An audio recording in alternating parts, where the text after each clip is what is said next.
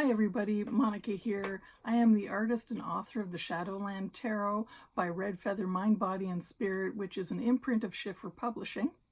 I'd like to do another 3-card pick-a-card reading this week because last week's was met with a lot of enthusiasm. So I thought, hey, why not try again? If you are interested, I will certainly respond to that and offer another reading for the upcoming week. Okay, so how this works is we're going to use the Shadowland Tarot, and I'm going to pull 3 cards, turn them face down, and then you get to pick card number 1, 2, or 3. Okay, so think about which card you'd like, 1, 2, or 3. All right. Okay, 3 cards here. Let's look at the first card. The first card is the 4 of Cups. The 4 of Cups is showing this napping cat with 4 cups beside him. Some of them have spilled. And the cat is dreaming about a cat, dreaming about a cat, dreaming about a cat. And generally in the Rider-Waite-Smith interpretation of this card, it is about boredom and apathy, and thank you, I've had enough. So how I would interpret this card in addition to that is take a look at what gives you joy and what used to give you joy but no longer does. Perhaps what is in excess in your life that is creating apathy. Maybe you don't have to strive for something anymore, so you're just kind of bored. It can also be about creative people sometimes in visualization. You know, I think it's fairly common that we can get caught up in envisioning something and not doing it, staying stuck in our thoughts, and just because it's safe, it's safe. If we don't have to produce anything from our visions, they can't be judged poorly, and we're safe. So we'll just keep thinking about things. The problem with that is that eventually you're just kind of creating in a vacuum and you're not receiving any input. So you're starting to think the same things over and over again, and that's just not very mentally stimulating. So look at things around you and think about what it is that would really create a little spark in your life again. Okay? Okay, if you picked card number 2, let's turn it over. Card number 2 is an owl wearing red boots flying over a forest, and it's card number 20, which in my deck is discretion. In the original Rider-Waite-Smith system, it is the card known as judgment. Now you might ask yourself why I've changed the name. Well, it seems that judgment has gotten a really bad reputation lately, and that there's kind of this widespread assumption that judgment is always negative, and judgment is bad, and that you shouldn't judge people and you shouldn't judge things. I have my own opinion on that, but you know what? I think just changing the word to discretion will keep people from getting caught up in that kind of thinking and allow them to stay more open-minded about using discretion. So you pick card number 2. The upcoming week is going to challenge your discretion and ask you to look at how you're looking at things around you, whether you are judging them harshly, with some kind of finality. Are you allowing for context? We don't always know why people do the things they do or where they're coming from or their particular situations. So why be terribly upset? I'll give you an example. I teach a couple of classes at a local design university, and sometimes I have students come in late. Who doesn't have students come in late? Anyone who's taught, okay? But this is young adults.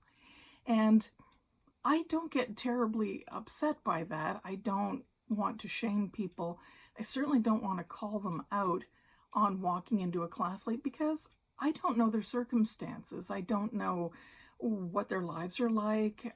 Maybe they should be applauded for showing up at all. I don't know what they're struggling with. they're still responsible for the work, and they're still responsible for keeping up with that. That's an agreement they made in enrolling. But why add the extra element of making them feel bad? So I think number 2, people, look at how you feel judged, how you're judging others. And again, I will use the word interchangeably because I think there can be good judgments and poor judgments, and we all share those. It doesn't mean anything negative. As you can see, the owl is flying high above the forest here to gain perspective. And the reason the owl has antlers is because I see those as connecting to higher powers and our higher selves. So keep that in mind and just step back and try to be objective about how you're looking at things. It's slowing down and being objective that allows us to use our discretion. Okay, on to card 3. All right. Card number 3 is the King of Wands. The King of Wands, he's sitting around a fireplace telling stories to a couple of little forest critters here, and I kind of like the scene. You know, it looks cozy. Of course, I like campfires and outdoors. This card is asking you, if you pick number 3, to look at authority and your own authority, how you feel about authority figures, and in particular, as it works with the fire element. So passion and energy that goes along with authority. So I drew what I consider to be the very positive aspect of this authority. This person is sharing their experience, and they're sharing tales of wisdom and tradition and all that they've experienced passionately, and doing that so they can pass on that wisdom. If there is a shadow side to this card, it would be perhaps arrogance and being overly melodramatic when there is no need to be melodramatic. So you could look at this as somebody who just thinks that, you know, they're everything to everyone and just holds court for no particular reason. Think about this. Why do you look for attention, and how do you relate to others who are seeking attention? How do you feel about authority figures in general? And if they are exercising any kind of humility, or if they're just kind of holding you as a captive audience. So, and do you do that to others? So it's putting into question your entire relationship to authority and passion.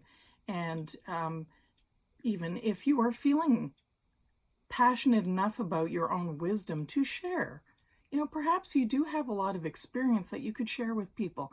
There's no need to hold on to it all. You aren't just objectively arrogant for passing on what you know. So maybe don't hold back on that either. And just consider the difference between ego gratification and genuine intent for wanting to pass on knowledge and to help others step into their own authority and empower them. Okay, well, that was your 3-card pick a card reading for the upcoming week. I hope you have a wonderful week. I hope you are sheltering in place or out and about, depending on where you are, safely. Please stay healthy, stay well, and until next week, have a good time. I'll leave links below if you want to connect to me on my Facebook page, the group, the website, and until then, we will see you. Bye-bye.